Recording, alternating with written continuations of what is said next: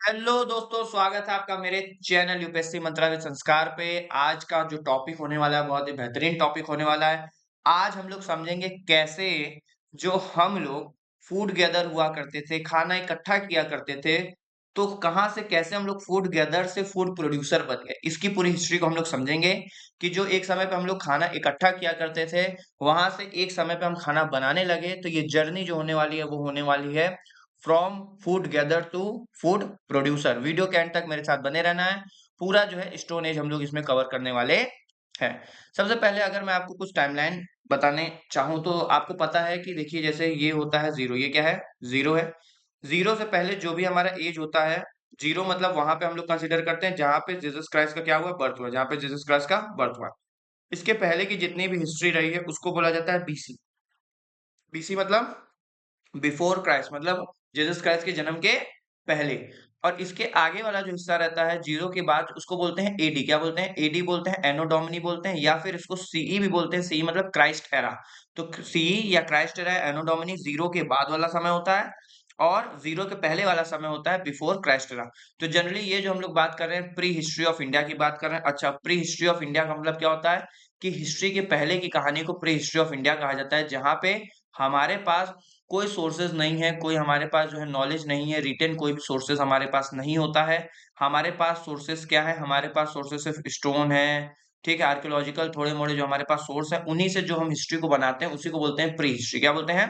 Pre history. मैं previous class में आपको बताया था कि हिस्ट्री के सोर्सेज दो टाइप के होते हैं, एक होता है लिटरली सोर्स, एक होता है आर्कियोलॉजिकल सोर्स। तो ये जो स्टोन एज वाला एज है उसमें हमारे पास कोई रिटन सोर्स या कुछ, क्योंकि उस समय रिटन नहीं आ गया था, लिखना लोगों को नहीं आ गया था, तो जाहिर सी बात है उस समय की जो हिस्ट्री होगी उसको हमने नाम दिया प्री हिस्ट्री। मतलब हिस्ट्री के पहले की हिस्ट्री प्री हिस्ट्री जो है वो कहलाई। ठीक है, इसके बाद आता है हिस्ट्री और प्रोटो हिस्ट्री। अच्छा, प्रोटो हिस्ट्री क्या होती है? प्रोटो हिस्ट्री एक वैसी हिस्ट्री है जहां पे जैसे अभी जब मैं आगे आपको पढ़ाऊंगा इंडस वैली सिविलाइजेशन, तो इंडस वैली सिविलाइजेशन क्या है? प्रोटो हिस्ट्री उसको बोलते हैं। प्रोटो हिस्ट्री बोलने का क्या रीजन है?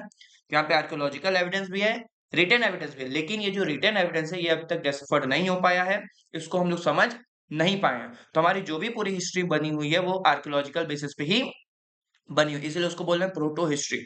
और मेन हिस्ट्री में जब बात बात आती है हिस्ट्री की, तो हिस्ट्री वो हिस्ट्री कहलाएगी जहां पे हमारे पास आर्कियोलॉजिकल सोर्स भी है, रिटन सोर्स भी है, और दोनों को हम लोग बराबर मैच करा के पूरा जो है हिस्ट्री का स्वरूप जो है वो तैयार कर रहे हैं। तो इसीलिए इसको कंसीडर किया जाता है क्या? Pre history. क्या किया जाता है? प्री हिस्ट्री हम लोग इसको बोलते हैं।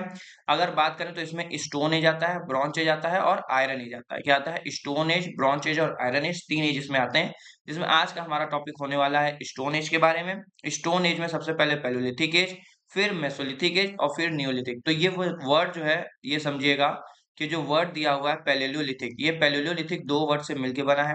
बताऊं अगर मैं आपको, पैलेलियो और प्लस लिथिक। लिथिक का मतलब ही होता है स्टोन। क्या होता है? स्टोन। और पैलेलियो का मतलब होता है प्रिमिटिव। क्या होता है? प्रिमिटिव मतलब कि पुराना। तो पुराना या ओल्ड स्टोन एज, इसीलिए इसको हम लोग सेकंड नाम से भी जानते हैं, जिसको बोला जाता है ओल्ड स्टोन एज। क्या बोलते हैं? Old stone as. तो ओल्ड स्टोन एज बोलिए या प्रिमिटिव स्टोन एज बोलिए, वो कौन सा है? Palaeolithic age. कौन सा है? Palaeolithic age. और पैलोलिथिक एज जो है वो पूरा कब से कब तक का है? तो 5 लाख ईयर से लेके, याद रखना है, 5 लाख से लेके करीब करीब 10,000 तक पूरा ये जो एज है वो क्या होता है? Palaeolithic age. फिर उसके बाद शुरू होता है मेसोलिथिक एज, फिर आता है नियोलिथिक एज। और पैलेलिथिक एज में भी तीन लेयर होते हैं, लोअर, मिडिल और अपर। अच्छा, ये कैसे होता है समझेगा, लोअर, मिडिल और अपर समझेगा कि हमने क्या किया जब हमने वर्टिकल एक्सकवेशन किया। देखिए एक्सकवेशन जब भी हम लोग डिगिंग करते हैं तो दो टाइप की होती है, एक होती है ऐसे वर्टिकल और एक होती है ऐसे हॉरिजेंटल। तो जब हमने वर्टिकल एक्सकवेट करना शुरू किया तो हमने ये देखा भैया कि जो सबसे ज्यादा नीचे रहेगी, जो सबसे ज्यादा क्या रहेगी? लोअर रहेगी, वो सबसे पुरानी रहेगी। भैया पुरानी है तभी तो नीचे चली गई, तो वो क्या है? सबसे ओल्ड रहेगी। तो हमने उसको नाम दे दिया लोअर पैलोलिथिक एज। क्या नाम दे दिया? Lower palaeolithic. अब इसके ऊपर सॉइल पे जो हमें चीजें मिली उसको हमने नाम दे दिया मिडिल पैलियोलिथिक एज। क्या नाम दे दिया? Middle Palaeolithic. ये इससे नई रहेगी, और इससे भी एकदम नई वाली जो रहेगी वो कौन सी रहेगी? अपर वाली रहेगी, अपर पैलियोलिथिक एज। ये क्या होगी? एकदम लेटेस्ट होगी। और इसी अपर के बाद ही शुरू हो जाएगा क्या? मेसोलिथिक एज, फिर हो जाएगा नियोलिथिक एज की शुरुआत। तो ऐसे जो है सीक्वेंस में हम लोग आते हैं, इसीलिए सबसे नीचे जो है वो लोअर है, फिर मिडिल है, फिर अपर है, फिर मेसोलिथिक, फिर नियोलिथिक। ठीक है, अब शुरू करते हैं अपने कहानी पैलियोलिथिक से। तो पैलियोलिथिक में बेसिकली हो क्या रहा है समझिएगा, एक पूरी अंडरस्टैंडिंग समझिएगा कि उस समय हमारे पास उतने स्टोन, उतना मतलब हथियार उतने शार्प नहीं आ गए थे। कि हम चीज़ों को समझ पाएँ, क्योंकि हमारे पास पॉलिशिंग टेक्निक ये सब कुछ नहीं थी। तो नॉर्मल एकदम जैसे जीवन होता है जंगल में, वैसे एकदम जीवन था। पहली चीज़, कपड़े-वपड़े नहीं कुछ ख़ास हमारे पास थे। हमारे पास टूल्स, हथियार, इक्विपमेंट कुछ बढ़िया ख़ास नहीं हुआ करते थे। और मेन उस समय हम लोग क्या किस पे डिपेंड होते थे, उस समय हम लोग फूड गैदर हुआ करते थे, हंटिंग किया करते थे, हंटर्स थे, हंटिंग करके लोगों को मारते थे, खाते थे। ये हमारा क्या था, काम था पैलियोलिथिक पीरियड में, ठीक है? और अगर बात करूँ पैलियोलिथिक पीरियड जो है वो अर्लीएस्ट है स्टोन एज का, और ये डेवलप हुआ है कब? आइस एज के समय में, जिसको प्लेस्टोसिन एज भी बोलते हैं। तो आइस एज के समय में क्या डेवलप हुआ है? पैलियोलिथिक पीरियड डेवलप हुआ है। दूसरी बात कि Palaeolithic man of India is said to have belong to the Negrito race, और हमारे यहाँ के इंडिया में जो भी हमारे पैलियोलिथिक मैन मिले हैं, उनको हम लोग कंसीडर करते हैं कि क्या है, नेग्रिटो रेस के। कहा क्या? नेग्रिटो रेस के। तो दो बात आपको पता होना चाहिए कि पैलियोलिथिक पीरियड किस एज का माना जा रहा है? आइस एज की मानी जा रही है। और ये जो है किस रेस से बिलोंग कर रहे हैं? तो नेग्रिटो रेस से बिलोंग कर रहे हैं। आगे सबसे बड़ी बात अगर हम लोग बात करें, तो इनका मेन काम क्या होता था? ये क्या होते थे? फूड गैदर होते थे। फूड गैदर होने का क्या मतलब है कि यहाँ से फूड इकट्ठा कर लिए, यहाँ से फूड ले लिए, यहाँ को जानवर मार दिए, हंटिंग कर दिए। तो ये सब बेसिकली इनकी लाइफ होती थी हंटिंग एंड गैदरिंग वाली, हंटिंग एंड गैदरिंग वाली। हंटर हंटिंग करना है और चीजों को इकट्ठा करना है, गैदर करना है, फ्रूट्स हो गए, वेजिटेबल्स हो गए, इन सब चीजों को, और अपना बढ़िया खाना पीना है, मस्ती में रहना है। ये इनका लाइफ हुआ करता था उस समय। अच्छा, एक चीज़ और अगर मैं बताऊँ आपको, थोड़ा इंटरेस्टिंग है, वो क्या है कि आप देखेंगे कि जो वुमेन्स होती हैं, जो गर्ल्स होती हैं, वो बहुत ज़्यादा अट्रैक्टिव होती हैं towards the colour, towards the flower, towards the art, painting, artistic चीज़ों की तरफ बड़ा बहुत ज़्यादा डेकोरेशन, इन सब चीज़ों की ज़्यादा बड़ा अट्रैक्टिव रहती हैं। उसका जो वो है, जो पॉइंट है, वो भी इतिहास से जुड़ा हुआ है, हिस्ट्री से जुड़ा हुआ है। कैसे हिस्ट्री से कनेक्टेड है समझिए, कि इस सोसाइटी में क्या हो रहा था कि जो मेन होते थे वो चले जाते थे हंटिंग करने, फूड गैदर करने, और जो महिलाएँ होती थी, जो वुमेन होती थी, गर्ल्स होती थी, उनका क्या काम था? भैया घर पे बैठी हैं, क्या करेंगे? अब क्योंकि ये जो खाना है, पकाने वाला खाना तो कहाँ खाने, गैदर कर रहे हैं, खा रहे हैं, गैदर कर रहे हैं, खा रहे हैं, तो ये लोग क्या करेंगी? तो ये लोग क्या करना शुरू की? ये लोग जो है कि वो करना शुरू की। अब यहाँ से चीज़ें ये लोग क्या करना शुरू करेंगी? ये लोग धीरे-धीरे फ्लावर इकट्ठा करना शुरू करेंगी, फ्लावर से कुछ बनाना शुरू करेंगी, क्योंकि भैया चारों तरफ क्या है? फ्लावर है, तो फ्लावर चीज़ें इकट्ठा करना शुरू करेंगी। बाद में आप देखेंगे फ्लावर इकट्ठा कर रही सब चीज़ की, फ्लावर्स हो गया, फिर इन्होंने कहा यार क्यों ना केव में पेंटिंग किया जाए। तो जब आगे हम लोग बात करेंगे अपर पैलियोलिथिक के एंड में और मेसोलिथिक वाले पीरियड में, तब ये लोग पेंटिंग करना भी शुरू कर देंगे। केव में पेंटिंग करना शुरू कर देंगी। केव में खिंचा के जो अलग-अलग चीज़ें बनाएँगी, जो-जो भैया अपने आस-पास चीज़ें देखेंगी, जो जानवर आस-पास देखेंगे, हंटिंग करते हुए सीन देखेंगे, तो वो सब चीज़ें वो बनाना शुरू करेंगी, और वहीं से रूट्स जुड़ा हुआ है। इसीलिए स्मेल को लेके, फ्रेग्रेंस को लेके, कलर्स को लेके, फ्लावर्स को लेके वुमेन जो है उतनी अट्रैक्टिव रहती हैं। साथ में आपको क्या याद रखना है यहाँ पे कि भैया ये लोग जो होते थे पैलियोलिथिक एज में फूड गैदर होते थे, और ये हंटिंग और गैदरिंग किया करते थे, और फ्रूट्स वेजिटेबल जो है इकट्ठा करके खाया करते थे। ये इनका तरीका था खाने पीने और रहने का। इसके साथ में they had no knowledge of agriculture. भैया एग्रीकल्चर का इनको कोई नॉलेज नहीं था, क्योंकि एग्रीकल्चर का नॉलेज आएगा कब? एग्रीकल्चर का नॉलेज आएगा नियोलिथिक में। कब आएगा? नियोलिथिक एज में आएगा, इसीलिए उसको नियोलिथिक रिवॉल्यूशन भी बोलता है। तो अभी इनके पास एग्रीकल्चर का नॉलेज नहीं है, हाउसिंग बिल्डिंग का नॉलेज नहीं है, बर्तन, पॉटरी, मेटल, इन सब का कोई भी इनको नॉलेज नहीं, क्योंकि भैया खाने का बर्तन तब ना आएगा जब तुम्हारे पास खाना आएगा। अभी तो तुम क्या कर रहे हो? खाना को स्टोर तो कर नहीं रहे हो भैया, हंट किए खा लिए, हंट किए खा लिए, हंट किए खा लिए। तो इसीलिए पॉटरी की हमें जरूरत नहीं है। तो ये कुछ फीचर्स आपको पता होने चाहिए। हाँ, अब आते हैं इन्होंने कौन से पत्थर इस्तेमाल किए, कौन से रॉक इस्तेमाल किए, क्या इस्तेमाल किए, उसके बारे में। तो ये जो टूल इस्तेमाल किए करते थे, ये अनपॉलिश्ड होता था। क्या होता था? अनपॉलिश्ड, क्योंकि इनको अभी उतना जो है नॉलेज नहीं भाई, अभी लाइफ की शुरुआत हो रही है धीरे धीरे, अभी ये लोग डेवलप हो रहे हैं। और क्या आप उम्मीद रखेंगे कि आपने जो पहले अपनी आंसर राइटिंग लिखी और जो अभी आंसर राइटिंग लिख रहे हैं, क्या आपके पहली आंसर राइटिंग में और 10वीं आंसर राइटिंग में सेम है?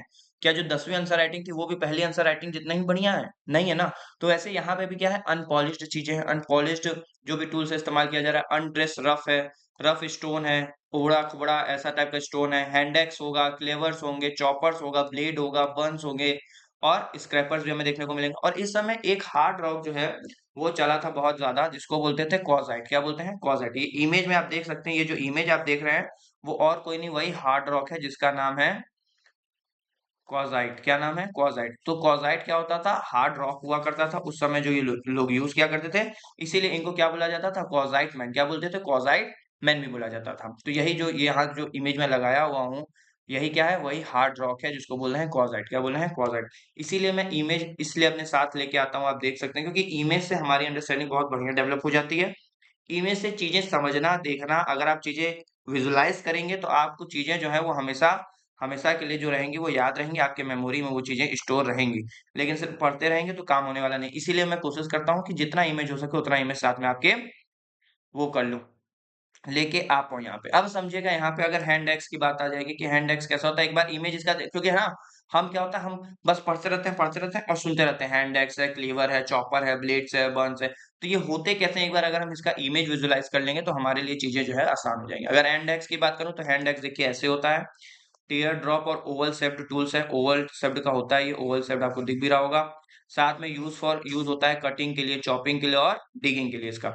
फिर आता है क्लेवर्स। क्लेवर जो होता है लार्ज टूल होता है। वन स्ट्रेट शार्प एज होता है। एक स्ट्रेट क्या होता है, शार्प एज इसमें होता है। Use for cutting and splitting, और इसका क्लेवर्स का यूज किया करते थे कटिंग करने के लिए। किसके लिए? कटिंग करने के लिए। फिर आता है चॉपर्स। चॉपर्स टूल होता है, रफ एज इसमें होता है। Use for chopping bones, would and hard material को चॉप करने के लिए जो है इसका इस्तेमाल किया जाता था, चॉपर्स का। फिर आते हैं ब्लेड्स। ब्लेड्स आप देख सकते हैं इलोंगेटेड टाइप का ऐसे होता है, नैरो एकदम टूल, शार्प एज इसके होते हैं कटिंग और स्लाइसिंग के लिए। बरिन्स आपको देखने को मिलेंगे यहाँ पे, अगर ऊपर करूँ पॉइंटेड टूल्स होते हैं, use for engraving, carving, making groups बनाने के लिए। तो ये इमेज अगर आप देख लेंगे तो भी आपको चीजें जो है आपके मेमोरी में स्टोर हो जाएंगी कि कैसे कैसे क्या क्या चीजें हमें देखने को मिलती हैं। अब बात आती है भैया लाइफ स्टाइल की। इनका लाइफस्टाइल जो था वो कैसे था, तो people dependent on a reciprocity system. अब रेसिप्रोसिटी सिस्टम का मतलब क्या है समझिए, कि ये लोग क्या करते थे, आपस में मिलजुल के रहा करते थे और आपस में म्यूचुअल जो है वो शेयरिंग किया करते थे। आपस में मिलजुल के रहा करते थे और म्यूचुअल शेयरिंग किया करते थे। उसी को बोलते हैं क्या, उसी को बोलते हैं, यही जो म्यूचुअल शेयरिंग है इसी को बोल रहे हैं, इसी को नाम दे रहे हैं क्या, इसी को नाम दे रहे हैं रेसिप्रोसिटी सिस्टम। तो रेसिप्रोसिटी सिस्टम का मतलब क्या हो गया कि आपस में ये लोग बैंड के रूप में रहा करते थे, मिलजुल के रहा करते थे और आपस में जो भी चीजें होती थी उसको आपस में बांट लिया करते थे, शेयर कर लिया करते थे। उसी को बोलते हैं रेसिप्रोसिटी सिस्टम। तो वो उसको फॉलो किया करते थे। साथ में ये लोग बैंड सोसाइटी होती थी, मिलजुल के रहते थे। Around 50 to 60 people were living. 50 से 60 लोग एक साथ क्या करते थे, ग्रुप में। अच्छा, ग्रुप में इसलिए भी रहते थे क्योंकि भैया उस समय चारों तरफ जानवर है, जंगली जानवर है, अकेले रहेंगे कहीं से भी कोई भी जानवर अटैक कर देगा। तो इसीलिए क्या रहते थे, ये 50 से 60 लोग हमेशा ग्रुप में रहा करते थे। और सबसे बड़ी बात है कि this settlement is not permanent. इनका सेटलमेंट कोई भी परमानेंट नहीं था, ये बात आप याद रखेंगे। परमानेंट सेटलमेंट क्यों नहीं था भैया, क्योंकि कोई एग्रीकल्चर खेती थोड़ी आया है कि इनको रहना पड़ेगा।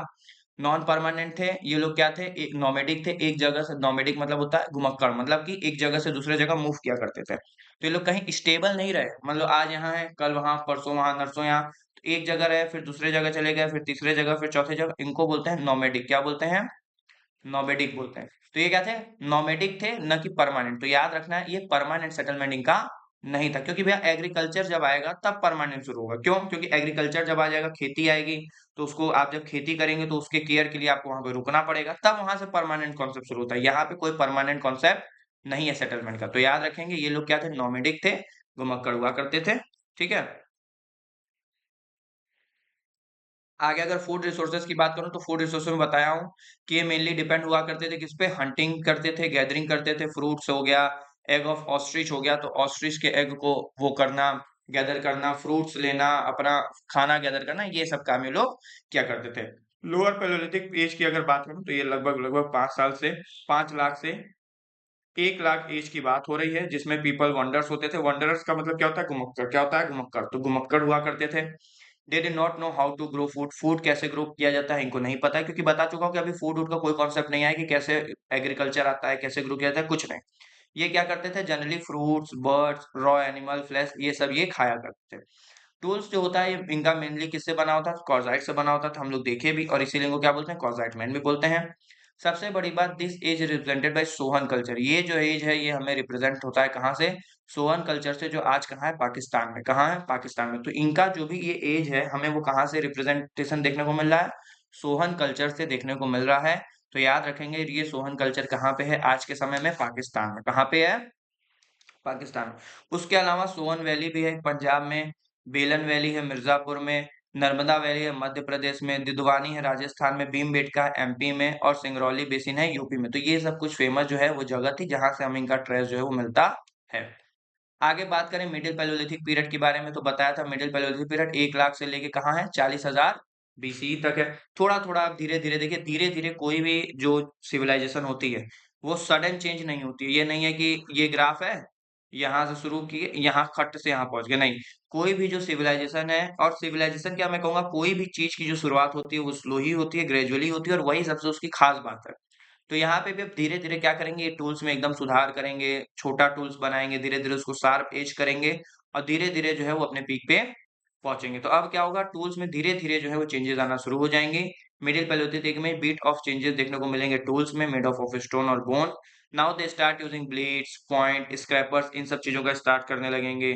दे had no house to live in, इनके पास घर अभी भी नहीं होगा। याद रखना भैया, पत्थर छोटा-मोटा चेंज करना शुरू कर दी, लेकिन ऐसा नहीं घर बना लेंगे, घर अभी भी नहीं बनाएँगे। और इम्पोर्टेंट साइट की बात करें, तो एक है बंकुरा हमें देखने को मिलेगा, एक है पुरुलिया देखने को मिलेगा, ये कहाँ पे है? वेस्ट बंगाल में है। इसके अलावा आपको बताऊँ, नेवसा, नेवासा कहाँ है? नेवासा है यहाँ महाराष्ट्र में, नेवासा याद रखिएगा, नेवासा बहुत बार पूछता है।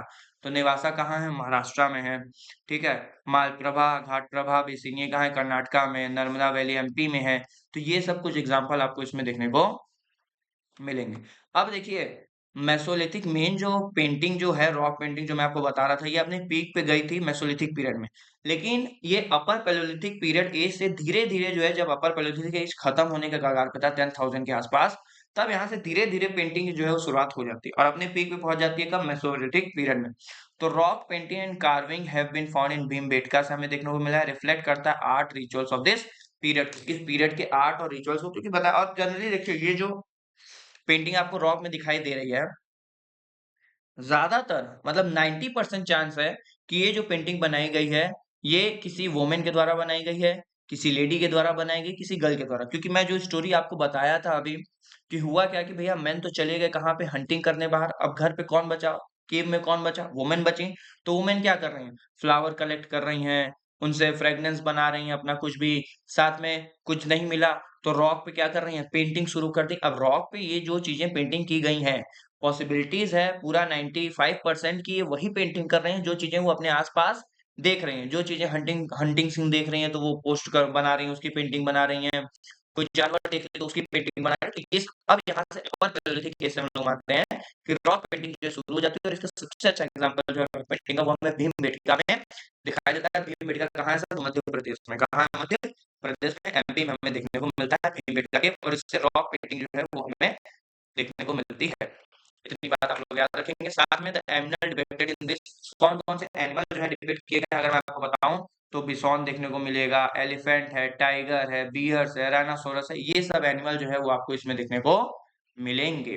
ठीक, और पेंटिंग आप देख ही सकते हैं। अगर मैं थोड़ा-सा यहाँ पे इसको ज़ूम करने की कोशिश करूँ यहाँ पे, हाँ, तो आप देख सकते हैं कि बहुत ही बेहतरीन जो है वो पेंटिंग जो है इनके द्वारा बनाई गई है। आप देख सकते हैं कि ये एनिमल है, एनिमल के ऊपर है हंटिंग सीन, देखिए हाथ में कुछ हथियार लिए हुए हैं, हंटिंग कर रहे हैं, यहाँ पे भी कुछ हथियार है, हंटिंग कर रहे हैं, यहाँ पे भी हथियार है। तो लगातार ये सब जो है वो क्या है? हंटिंग सीन है। क्या है? हंटिंग सीन है, जो लोग ये क्या कर रहे हैं? एनिमल को हंटिंग कर रहे हैं। तो बहुत ही बढ़िया जो है ये रॉक पेंटिंग जो है बनाई गई है, और ये कहाँ है? ये है भीमबेटका में। भीमबेटका कहाँ है? मध्य प्रदेश। और ये कब से शुरू हुआ? अपर पैलियोलिथिक एज से शुरू हो जाता है। अब आता है भैया मेसोलिथिक एज। अब समझिए होता क्या है, एक पेज थोड़ा-सा मुझे मिल जाए तो मज़ा आ जाए। हाँ, ये समझिए कि हमने 3 चीज़ देखा कि सर ये जो स्टोन एज है, ये जो स्टोन एज है, ये 3 पार्ट में बँटा हुआ है। 3 पार्ट सर कौन-कौन सा है? एक है पैलेलियोलिथिक एज, लिथिक का मतलब समझ में आ गया, स्टोन, पैलेलियो का मतलब प्रिमिटिव या ओल्ड होता है। फिर आता है मेसोलिथिक एज, मेसोलिथिक एज, और फिर आता है नियोलिथिक एज। फिर क्या आता है? Neolithic age. अब समझिएगा ये जो नियोलिथिक एज है और जो पैलियोलिथिक एज है, पैलियोलिथिक एज को बोलते हैं ओल्ड एज। क्या बोलते हैं? Old stone age. वहीं नियोलिथिक एज को बोलते हैं न्यू स्टोन एज। क्या बोलते हैं? New stone age. इन दोनों के बीच का एक क्या है? ट्रांजिशन फेज है, जहां पे चीजें जो है बदल रही है। क्या बदल रही है? ट्रांजिशन हो रहा है। ट्रांजिशन हो रहा है। कैसा ट्रांजिशन हो रहा है सर? ट्रांजिशन ऐसा हो रहा है कि अब क्या होगा, धीरे-धीरे जो हम यहाँ पे अभी तक हम लोग क्या थे? हंटर्स थे, फूड गैदर थे, फूड गैदरिंग किया करते थे। अब हम लोग फूड गैदरिंग की तरफ से धीरे-धीरे ट्रांजिशन होके कहाँ पे जा रहे हैं? फूड प्रोड्यूसर की तरफ जा रहे हैं। कहाँ पे जा रहे हैं? फूड प्रोड्यूसर की तरफ जा रहे हैं। तो ऐसा तो नहीं ना है कि रात में सोए, सोए, सोए, अचानक से कल नींद खुली है, हम लोग खाना नहीं इकट्ठा करेंगे। अब हम लोग क्या करेंगे? अब हम लोग खाना बनाएँगे आज से। चलो एग्रीकल्चर शुरू करो, खेती शुरू करो बच्चों, चलो खाना बनाओ। ऐसा तो नहीं हुआ होगा। एक फेज़ उसमें भी रहा होगा जिसमें फूड गैदरिंग से ये लोग कहाँ पहुँचे? फूड प्रोड्यूसर की तरफ बढ़े। तो वही एज जो वो ट्रांज़िशन फेज़ था उसी को बोलते हैं मेसोलिथिक। क्या बोलते हैं? मेसोलिथिक एज बोला जाता है। ये क्या है? एक ट्रांज़िशन फेज़ है, मिडल स्टोन एज भी इसको बोलते हैं पहली चीज़। और इसमें अब फूड गैदरिंग तो अभी भी कंटिन्यू रहेगी। अब ऐसा नहीं ना भैया बर्गर, पिज़्ज़ा, कोल्ड ड्रिंक आ गया तो दाल-चावल खाना छोड़ दिए। बर्गर, पिज़्ज़ा, कोल्ड ड्रिंक आ गया, तो दाल-चावल खाना छोड़ दिए? नहीं ना, दाल-चावल तो खा ही रहे हो ना। तो ये मत समझिए कि अगर नियोलिथिक में फूड प्रोड्यूसर आ गए हैं, तो फूड गैदर नहीं है। फूड गैदरिंग तो भाई अभी भी चल ही रही, सबको थोड़ी आ गया एग्रीकल्चर, सब थोड़ी एग्रीकल्चर करने लग गए।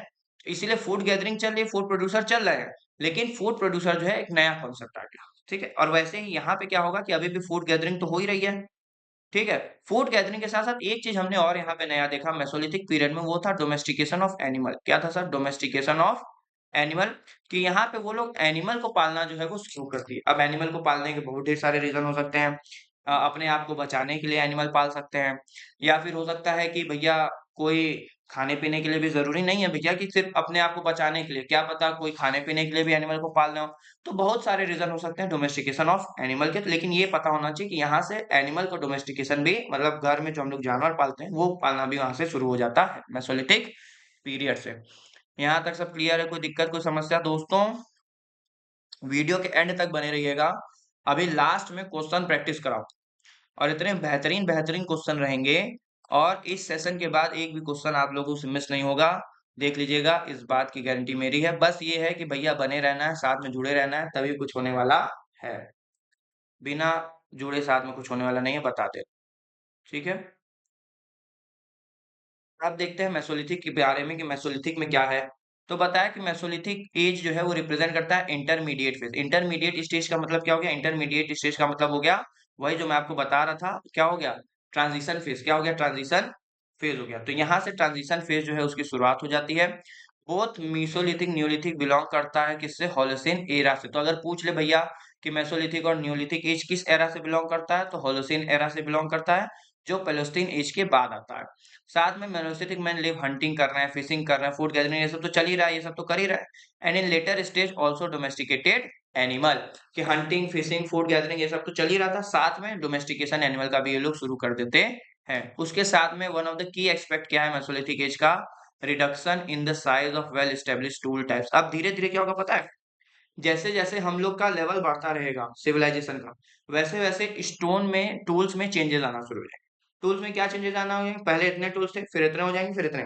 टूल्स की साइज़ जो है वो छोटी होती जाएगी और उसकी शार्पनेस जो है वो बढ़ती चली जाएगी। तो 2 बातें आपको याद रखना है, जैसे-जैसे हम लोग फेज़ में आगे की तरफ बढ़ेंगे, जो भी हमारे पास स्टोन टूल्स रहेंगे, उन टूल्स की जो भी साइज़ है वो छोटी होती चली जाएगी। क्या होती जाएगी? छोटी होती चली जाएगी और शार्पनेस जो है वो बढ़ता चला जाएगा। तो शार्पनेस बढ़ता चला जाएगा और साइज़ जो है वो छोटी होती हुई चली जाएगी। तो यहाँ पे भी हमें नज़र आएगा कि अब क्या हो जाएगी? टूल्स की साइज़ और भी छोटी हो जाएगी। ठीक है दोस्तों, आगे देखते हैं और क्या चीज़ें, जैसे कि अब अगर हम लोग यहाँ बात करें, इमेज आप देख ही रहे हैं कि अब यहाँ पे डोमेस्टिकेशन जो है एनिमल का शुरू हो गया। तो एनिमल जो है वो ढेर सारे ये लोग रखे हुए हैं, पाले हुए हैं, डोमेस्टिकेट किए हुए हैं। अब आते हैं आगे क्या है? Characteristics of tools of this age are microlithic. देखिए माइक्रो का मतलब क्या हो गया? छोटा। क्या हो गया? छोटा हो गया, स्मॉल हो गया। और लिथिक का मतलब क्या हो गया? स्टोन हो गया। तो अब यहाँ से स्मॉल स्टोन के टूल्स जो है वो शुरू हो जाएंगे, वही जो बता रहा हूँ। तो यही क्या है टूल्स की खास बात है। They were not only use in tools to themselves but also to make composite tools. और ये सिर्फ ऐसा नहीं है कि टूल सिर्फ अपने लिए इस्तेमाल कर रहे थे, इन टूल से अब नए-नए टूल्स भी बनाना शुरू करेंगे। जैसे स्पेयर हेड हो गया, एरो हेड्स हो गए, सिकल्स हो गया। सिकल्स आपको पता है ये ऐसे जो होता है एग्रीकल्चर में इस्तेमाल किया जाता है, सिकल जिसको बोलते हैं, ये सिकल हो गया। एरो हेड्स हो गए, एरो हेड्स क्या हो गए? ये एरो हेड्स हो गए, स्पेयर हेड्स हो गए, ये सब भी बनाना ये लोग शुरू कर देंगे। सम ऑफ अदर एस्पेक्ट क्या है मेसोलिथिक का अगर हम लोग बात करें, तो पॉटरी इज एब्सेंट। ये बात भैया अभी भी याद रखना है, पॉटरी क्या है? एब्सेंट रहेगी ज़्यादातर मेसोलिथिक साइड में, लेकिन कुछ जगह जो है वो पॉटरी हमें मिलेगी। अब भैया देखिए पॉटरी वहीं पे रहेगी ना जहाँ पे एग्रीकल्चर होगा, और बता रहा था कि मेसोलिथिक एक ट्रांजिशन फेज़ है। तो जब ट्रांजिशन फेज़ है तो कहीं-कहीं थोड़े-थोड़े जगह तो हमें एग्रीकल्चर नज़र आएगा ना, हर जगह नहीं नज़र आएगा, लेकिन थोड़े-थोड़े जगह कहीं एग्रीकल्चर नज़र आएगा। तो जहाँ पे 1-2 जगह, 1 आध 2 जगह जहाँ पे हमें हल्के से ट्रेसेस मिलेंगे एग्रीकल्चर के, वहाँ पे हमें पॉटरी देखने को मिलेगा। तो पूरे अगर एज में पूछ ले कि मेसोलिथिक में पॉटरी था तो नहीं था, लेकिन कुछ साइड पे जैसे कि यहाँ आप देखिए but it present at Lalganj. जो लालगंज है, लालगंज, यहाँ पे आपको देखने को मिला गुजरात में, and Kaimur region of Mirzapur. तो मिर्जापुर के कैमूर रीजन में और लंघनज में यहाँ पे आपको गुजरात में देखने को मिलेगा। तो लंघनज में गुजरात में और कैमूर रीजन में मिर्जापुर में आपको पॉटरी जो है उसके ट्रेसेस देखने को मिलेंगे। साथ में अगर हम लोग बात करें कि 1867 में क्या हुआ, फर्स्ट रॉक पेंटिंग जो है वो हमें मिलती है इंडिया में, डिस्कवर होती है कहाँ से, सोहागी घाट से। सोहागी घाट कहाँ पे, कैमूर हिल उत्तर प्रदेश, वही मिर्जापुर में है। तो ये बात आपको पता होना चाहिए भैया। पहला जो हमें रॉक पेंटिंग मिला, सबसे ज्यादा सबसे बढ़िया कहाँ का मिला, तो वो तो भीमबेटका का, नो डाउट। अगर आ जाए 1896 1867 में पहला जो रॉक पेंटिंग हमें देखने को मिला है, वो रॉक पेंटिंग हमें कहाँ से देखने को मिला है, वो हुआ है सोहागी घाट, कैमूर हिल उत्तर प्रदेश, मिर्जापुर से। सोहागी घाट याद रखेंगे। नाउ ओवर 150 मेलोस्टीन रॉक आर्ट जो है वो हमें अब तक देखने को मिल चुका है India. Rajasthan other notable Mesolithic monuments बहुत ढेर सारे हमें राजस्थान में भी देखने को मिले हैं।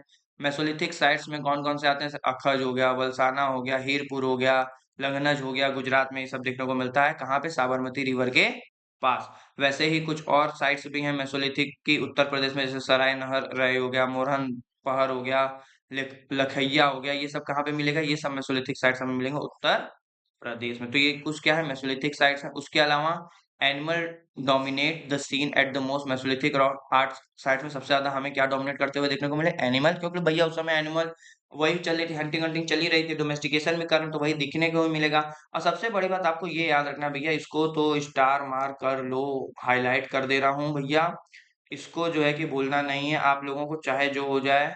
सर क्या चीज है, हाईलाइट करना बता दीजिए कि no snakes are depicted in the Mesolithic painting, कि कोई भी मेसोलिथिक पेंटिंग में हमें स्नेक जो है वो देखने को नहीं मिला है। ये बात आप याद रखेंगे कि मेसोलिथिक पेंटिंग इतनी भी हमें देखने को मिली, लेकिन कोई भी स्नो जो है देखने को नहीं मिला। तो यहाँ से डायरेक्ट पूछ लेता भैया कि क्या चीजें हैं जो हमें नहीं देखने को मिली हैं इनके पेंटिंग में, तो स्नो जो है ये जो है हमें देखने को नहीं मिला है, स्नेक। ये बात आप याद रखेंगे, स्नेक हमें देखने को नहीं मिला है मेसोलिथिक पीरियड से। ठीक है, फिर बात करते हैं कहाँ पे, नियोलिथिक। भैया नियोलिथिक तो सबसे जरूरी है।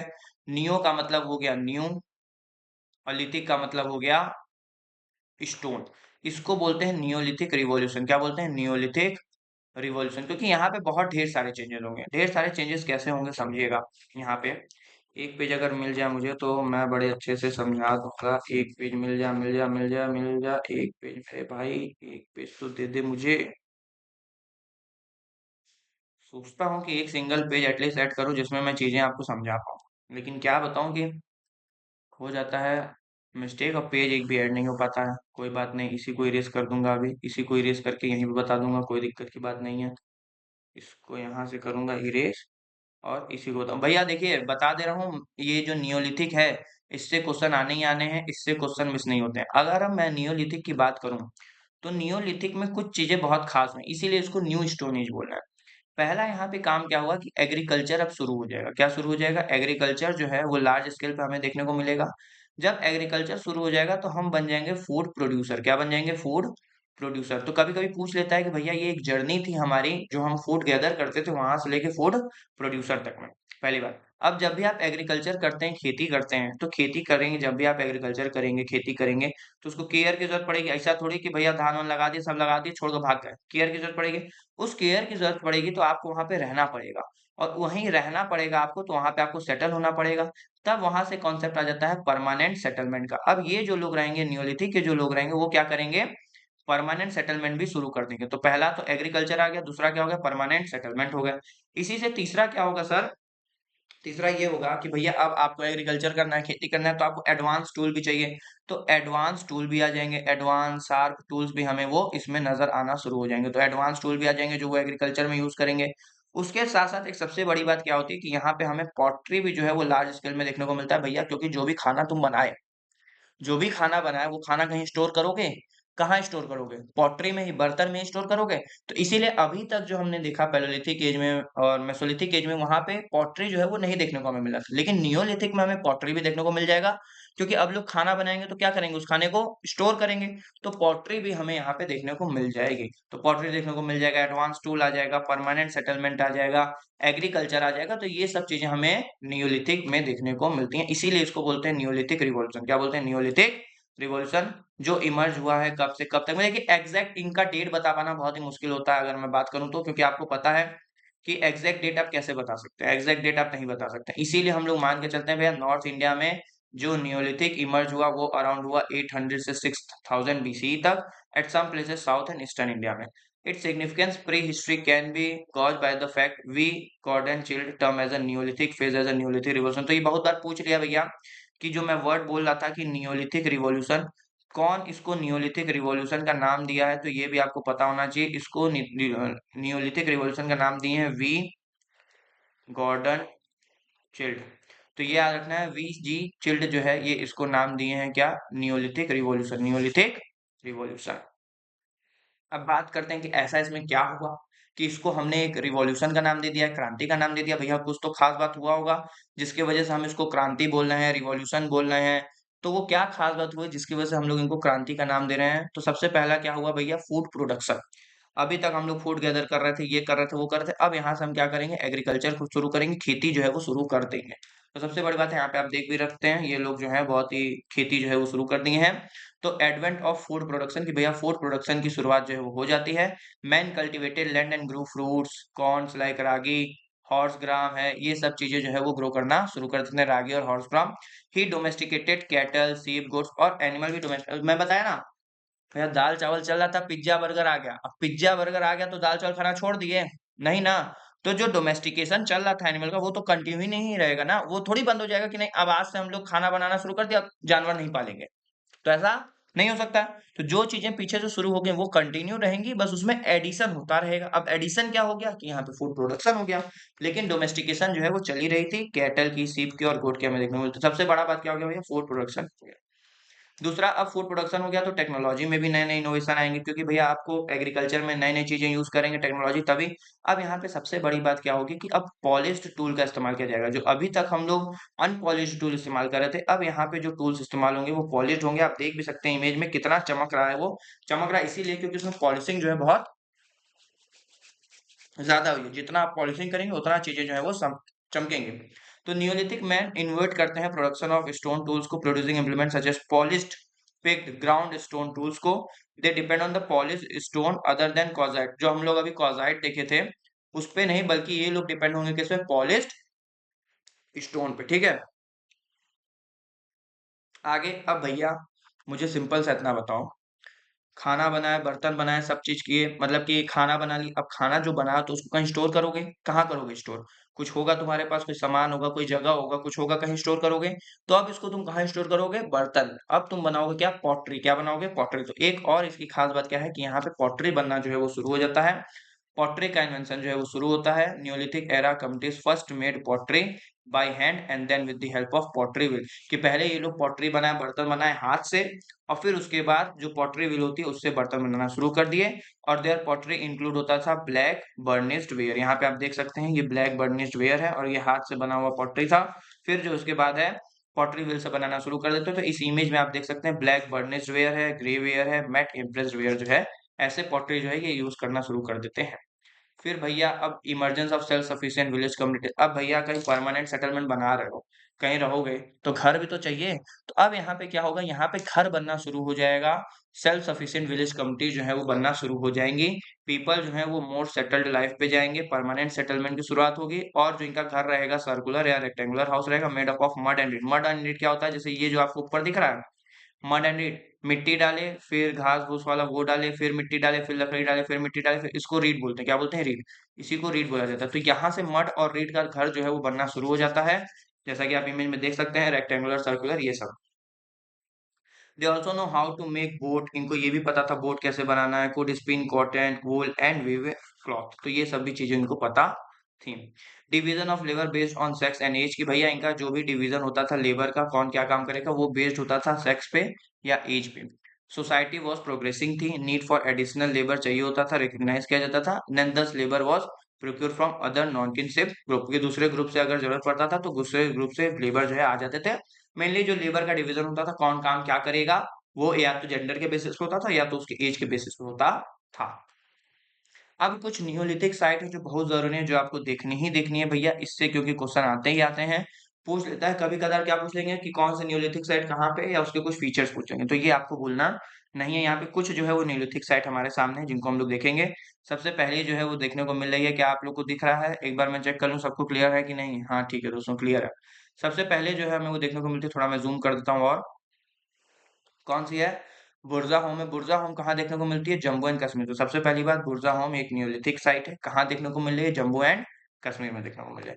अगर इसके कुछ यहाँ फीचर लिखे हो पढ़ लें एक बार, तो one of the earliest Neolithic site है जो कश्मीर वैली में है। ये फेमस है पिट ड्वेलिंग के लिए। किसके लिए पिट ड्वेलिंग? पिट ड्वेलिंग क्या होती है? ठंडे जगह में जो ऐसे गुफा में बना के ऐसे जो गड्ढे में घर रहा जाता है, उसी को बोलते हैं पिट ड्वेलिंग। तो पिट ड्वेलिंग के लिए फेमस है, और डोमेस्टिकेशन ऑफ एनिमल के लिए फेमस है। तो याद रखना है, पिट ड्वेलिंग के लिए फेमस कौन है? बुर्जा होम है। ठीक है, पीट ड्वेलिंग के लिए फेमस, और साथ में ये है कहाँ पे? ये है जम्मू एंड कश्मीर में। तो ये बात आपको याद रखनी है। दूसरा बात करें, दूसरा सर कहाँ पे है? सर दूसरा चिरंद है। कहाँ है? चिरंद है। चिरंद जो है ये कहाँ पे है? ये है यूपी में। कहाँ पे है? यूपी में है। ठीक है। Situated in the bank of the river Ganga. Ganga river के पास है। Evidence of Neolithic tools and early agriculture है। चिरंद यूपी में। चिरंद जो है वो यूपी में है या बिहार में है? यूपी में है या बिहार में है चिरंद? कोई बताएगा? क्या ये सही लिखा है कि चिरंद यूपी में है? एक बार चेक कर लूं।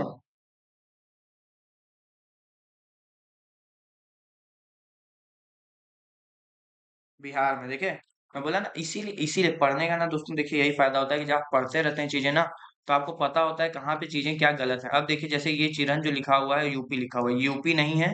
इसको इरेज कर दे रहा हूँ। याद रखना है, चिरन जो है ये कहाँ पे है? बिहार में। कहाँ पे है?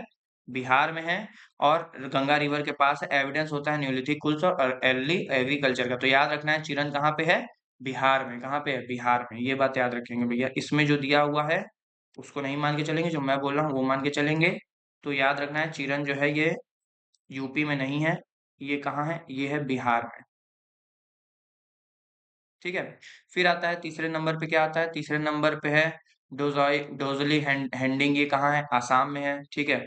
चौथे नंबर पे बगौर। ये बहुत जरूरी है, बगौर देख लेते हैं। राजस्थान में। कहाँ पे है? राजस्थान में है बगौर। अगर इसकी कुछ खास बात देखें, न्योलिथिक सेटलमेंट्स हमें देखने को मिल रहा है विथ कैटल बोन्स, माइक्रोलिथिक, ये सब देखने को मिल रहा है। तो बगौर याद रखना है। तो दो तीन अभी तक हमें याद हो गए। एक बुरज़ाहम जम्मू एंड कश्मीर में, एक चिरहन बिहार में, एक हो गया सर डजोली हैंडिंग आसाम वाले रीजन में, एक हो गया बगौर राजस्थान में। तो बगौर, ये तीन तो भैया याद रखने ही रखने हैं। बुरज़ाहम जम्मू एंड कश्मीर, चिरन बिहार में, और बगौर कहाँ पे? बगौर राजस्थान में। ठीक है। पांचवा अगर हम लोग बात करें, लंगनज। लंगनज कहाँ पे है? गुजरात में। कहाँ पे है? गुजरात में। तो ये जम्मू कश्मीर में कौन सा? बुरज़ाहोम जम्मू एंड कश्मीर। चिरन में बिहार में था। बगौर कहाँ है? राजस्थान में है। और लंगनज कहाँ है? गुजरात में। लंगनज कहाँ है? गुजरात में। ठीक है। फिर है महागढ़ा मध्य प्रदेश में। इनाम गांव याद रखेंगे भैया। इनाम गांव फेमस है महाराष्ट्र में। और महाराष्ट्र में ये क्या था? नवसारा। नवसारा भी याद रखेंगे, वो भी फेमस है। ये दोनों कहाँ है? महाराष्ट्र में। उतनूर भी फेमस है भैया। उतनूर कहाँ पे है? कर्नाटका में है। ये याद रखना। उतनूर कहाँ पे है? ये सब न्यूलिथिक साइट है दोस्तों। डायरेक्ट आता है कौन सी न्यूलिथिक साइट है, कौन सी न्यूलिथिक साइट नहीं है। तो ये सब न्यूलिथिक साइट है।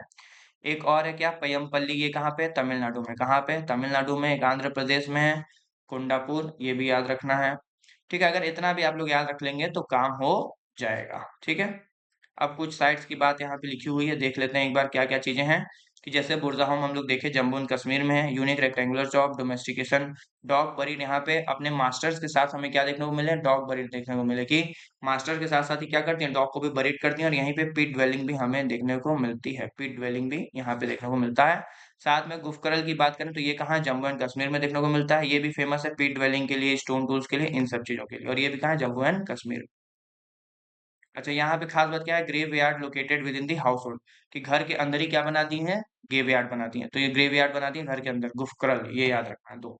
फिर आया पयमपल्ली। हम लोग देखे ये कहाँ है? तमिलनाडु में है। उतनूर कहाँ है? आंध्र प्रदेश में है। चिरंद बता दिया हूँ कहाँ है? बिहार में। उसमें दिया था यूपी, तो यूपी नहीं है। कहाँ है? चिरंद कहाँ है? बिहार में। ये बात याद रखना है, चिरंद कहाँ है? बिहार में। Consider use of bone implements का इसमें यहाँ पे यूज किया गया। Specially those made of antlers. Antlers के द्वारा जो है बना हुआ बोन इम्प्लीमेंट जो है यूज किया गया। फिर मेहरगढ़, ये भी अर्लीस्ट न्योलिथिक साइट है, known as bread bread basket of the Balochistan.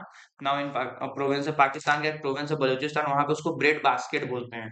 Bread basket मतलब यहाँ पे बहुत ढेर सारा जो है वो वीट चावल ये सब चीजें आपको देखने को मिलेंगी। मेहरगढ़, तो मेहरगढ़ बहुत ही अर्लीस्ट न्योलिथिक साइट है, और बहुत ढेर सारे एविडेंस खाने पीने का हमें एग्रीकल्चर के मेहरगढ़ से ही मिलते हैं। फिर आता है गोल्डी हवा। गोल्डी हवा कहाँ का है? ये भी कहाँ की है? बेलन वैली की है।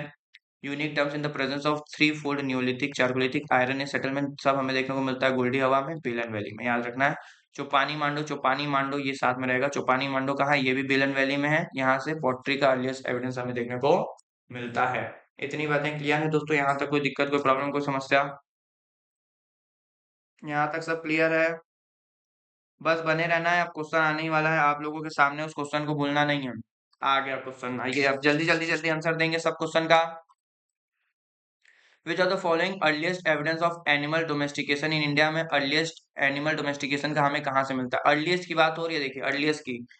तो ये सब जो है ये सब न्यूलिथिक साइटिंग है, लेकिन बात कर रहा है अर्लीस्ट कहाँ मिले हैं। तो भीमबेटका नेवसा में नहीं, मेयरगढ़ चौपानी मांडो में नहीं, बुरजाहोम गुफकरल में नहीं, इसका आंसर क्या है? बगौड़ और आदमगढ़ में। अब बगौड़ कहाँ है बताया हूँ, राजस्थान में है, और आदमगढ़ कहाँ है? एमपी में, मध्य प्रदेश में।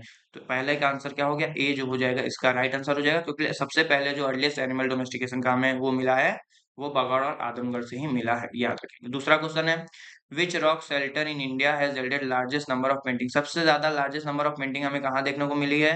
तो हम लोग बात कर चुके हैं सर, इसका आंसर तो बहुत आसान है, क्या है? भीमबेटका। क्या है? भीमबेटका। तीसरे क्वेश्चन की तरफ बढ़ रहे हैं। तीसरा क्वेश्चन क्या है? Prehistoric stone age in India, the lower Palaeolithic culture is characterised by hand axe है, क्लेवर है, primary found in Soan valley में हमें देखने को मिलता है, नर्मदा रीजन में, ठीक है। फिर आता है the Mesolithic period distinguished by appearance of microlithic tools and earliest evidence of animal domestication, ठीक है। The cultivation of crop like wheat barley first appear during the Mesolithic period in the बेलन valley में, पहली बार wheat barley जो है वो appear हुआ है मेसोलिथिक पीरियड में। क्या ये स्टेटमेंट सही है? क्या मेसोलिथिक पीरियड में पहली बार हमें व्हीट और बार्ले और ये सब चीजें जो है वो देखने को मिल गई थी? क्या लग रहा है, ये स्टेटमेंट सही है? मुझे तो नहीं लग रहा है कि सही है। हाँ, बाकी लोअर पैलियोलिथिक कल्चर कैरेक्टराइज हुआ है hand axe, clever, प्रिमली found Sohan valley में, नर्मदा, ठीक है। मेसोलिथिक पीरियड डिस्टिंग्विश अपीयरेंस इन माइक्रोलिथिक टूल्स है, ये भी ठीक है। ये पहला और दूसरा तो भैया सही है, तीसरा जो है वो इनकरेक्ट है। तो A is the right answer, A is the right answer. फिर आ जाता है प्री हिस्टोरिक आर्कियोलॉजिकल साइट्स में और उनके प्रेजेंट डे लोकेशन के बारे में, कि बुर्जा होम कहाँ पे है? क्या जम्मू एंड कश्मीर में? हम लोग देखे हैं, जी हाँ बिल्कुल सर हम लोग देखे हैं। चुपानी मांडो कहाँ पे? सर यूपी में है, बिल्कुल सर, ये बेलन वैली के पास यूपी में है, ये भी बिल्कुल सही है। नवासा हम लोग देखे हैं, नवासा बताया भी था कहाँ पे है, महाराष्ट्र में, ये भी सही है। और डोजाली हैंडिंग भी हम लोग देखे, ये भी कहाँ है सर? आसाम में, ये भी सही है। चारों ही सही है। हमसे पूछा है करेक्टली पेयर कौन सा मैच है, तो सब सही है, D is the right answer. आगे आते हैं एंशियंट हिस्ट्री के सोर्सेज। देखिए इससे पहले का जो मेरा पहला चैप्टर था, प्लेलिस्ट में आप जाएंगे एंशियंट हिस्ट्री वाले, तो उसमें आपको पहला चैप्टर मिल जाएगा, वो पहला चैप्टर देख के फिर इसके बाद आइएगा। उसमें मैं सोर्सेज के बारे में बताया हूँ, तो सोर्सेज से भी एक दो क्वेश्चन इसमें शामिल है। द नीति सार ऑफ कमंडका प्रोवाइड वैल्यूएबल इंफॉर्मेशन हमें देता है गुप्ता एम्पायर के एडमिनिस्ट्रेशन के बारे में, बिल्कुल सही बात है। राज तरंगिणी जो है वो कल्हन द्वारा लिखी गई है, जिसमें संस्कृत टेक्स्ट है जो प्रॉपर क्रोनोलॉजिकल सीक्वेंस के बारे में बताती है, बिल्कुल सही है। फिर फॉरेन अकाउंट मेगास्थनीज की जो इंडिका है और फायान की जो सियूकी है, वो सेम सेंचुरी में लिखी गई। अरे सर कहाँ से सेम सेंचुरी में लिखी जाएगी? मेगास्थनीक इंडिका आए चंद्रगुप्त के समय में, अब फायान भी आए चंद्रगुप्त के ही समय में, लेकिन ये कौन से? चंद्रगुप्त सेकंड थे। और ये जो थी ये गुप्ता डायनेस्टी थी। सर ये कौन सी थी? गुप्ता डायनेस्टी थी। और ये जो थी ये मौर्यन डायनेस्टी थी। तो मौर्यन डायनेस्टी और गुप्ता डायनेस्टी दोनों का फेस क्या है? अलग अलग है। तो ये स्टेटमेंट क्या इनकरेक्ट है? फर्स्ट सेकंड क्या है? करेक्ट है। A is the right answer, A is the right sir. आगे बात करें अगले क्वेश्चन पे, regarding the neolithic site in India which of the following statement is incorrect. अब ध्यान देना है दोस्तों, इनकरेक्ट पूछ रहा है, इनकरेक्ट बताना है। Burzahom Gufkral are known for unique pit dwelling के लिए जाना जाता है, पॉलिश स्टोन टूल्स मिलते हैं, सर ये तो आप अभी बताएं, बिल्कुल सही है। चिरन जो बिहार में है, वो फेमस है, वहां पे बोन टूल्स ढेर सारे देखने को हमें मिले हैं जो डियर एंटलर से बने हुए हैं, ये भी बिल्कुल सही भैया, ये भी आप बताए थे सर, बिल्कुल सही है। गोल्डी हवा जो है बेलन वैली में प्रोवाइड करती है अर्लीस्ट एविडेंस हमें राइस का इन द वर्ल्ड, पूरे वर्ल्ड में जो है राइस का कल्टीवेशन का अर्लीस्ट एविडेंस जो है वो गोल्डी हवा में मिलता है, बेलन वैली में। ये स्टेटमेंट भी सही सर, बिल्कुल सही स्टेटमेंट है। अब आ जाते हैं इसमें चौथे वाले पे। एस माउंट जो होता है, चिंडन माउंट, डिस्कवर हुआ साउथ इंडिया में उटनूर और कुबगल में, एक्सक्लूसिवली जो है वो मेसोलिथिक से जुड़ा हुआ है। एक्सक्लूसिवली मेसोलिथिक से जुड़ा रहेगा? क्यों सर, ये तो मेसोलिथिक न्योलिथिक सब से जुड़ा हुआ है ना। तो ये स्टेटमेंट क्या हो गया? इनकरेक्ट हो गया। हमारा करेक्ट आंसर हो गया डी, क्योंकि हमें इनकरेक्ट ही बताना था। अगला है with reference to prehistoric art in India consider following statement, earliest rock painting in India belong to the upper palaeolithic period, बताया भी था, यहाँ से शुरू हुई कहानी। Green colour painting at Bhimbetka predominantly depict human dancer, while red painting जो है वो डिपिक्ट करता है हंटिंग सीन को। रेड पेंटिंग वाला हम लोग देखे भी थे, हंटिंग सीन को दिखाता है, और ये वाला जो ग्रीन कलर किसको दिखाएगा, ह्यूमंस डांसर को। तो बिल्कुल सही बात है। Prehistoric stone are completely absent in south India में, है ये नहीं, ऐसे कैसे हो सकता है भाई कि एब्सेंट हो जाएगा। तो 1 और 2 इसमें भी सही है, A is the right answer, A is the right answer. The main characteristics features of neolithic age के कैरेक्टरिस्टिक्स के बारे में पूछ रहा है। Use of raw stone tools, domestication of plant animal agriculture, discovery of iron कहाँ आ जाएगा। ठीक है, ये करते थे लेकिन ये पैलोलिथिक में था। मेन क्या था, domestication of animal, and main क्या है, एग्रीकल्चर। तो B is the right answer, B is the right answer. अगला है Chirand in Bihar is famous archaeological site है विच एज का, किस एज का आर्कोलॉजिकल साइट है चिरन बिहार का। तो हम लोग देखे ही किसका है, नियोलिथिक एज का, नियोलिथिक एज का जो है फेमस है, नियोलिथिक एज का। फिर आता है which of the following archaeological, first visit करते हैं भीमबेटका केव में और डिस्कवर करते हैं prehistorical significance rock painting को, H D Sankalia, V S Wakankar, K D Banerjee या मनोहर रंज घोष। तो इसका आंसर होगा एच डी सनाकिया नहीं, के डी बनर्जी भी नहीं, मनोहर रंज घोष भी नहीं, इसका आंसर होगा वी एस वाकनाकर। तो ये याद रखना है कि ये जो है भीमबेटका पे गए हुए थे और अर्ली जो है इन्होंने रॉक पेंटिंग को डिस्कवर किया हुआ था। तो B is the right answer. Earliest evidence of man in India found in, earliest evidence of man जो है वो इंडिया में कहाँ फाउंड हुए हैं उसकी अगर हम लोग बात करें, नीलगिरी हिल, नल्लामला हिल्स, शिवालिक हिल्स, नर्मदा हिल। तो इन चार नाम में से जो नाम आपने सुना होगा, जो मैंने कभी साइट्स में या कुछ में जो बताया होगा, वही क्या होगा, उसका सही आंसर होगा। ये आपका होमवर्क क्वेश्चन है, ये जो है आप कमेंट करके कमेंट सेक्शन में बताएंगे।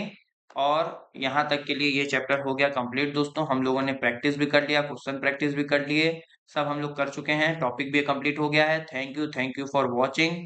चैनल को सब्सक्राइब और शेयर करना ना भूलें, और साथ में मेरी प्लेलिस्ट विजिट करना ना भूलें। प्लेलिस्ट में जरूर जाएं, वहां पे आपके लिए ढेर सारे सरप्राइजेस जो है वो रखे हुए हैं। Thank you for watching.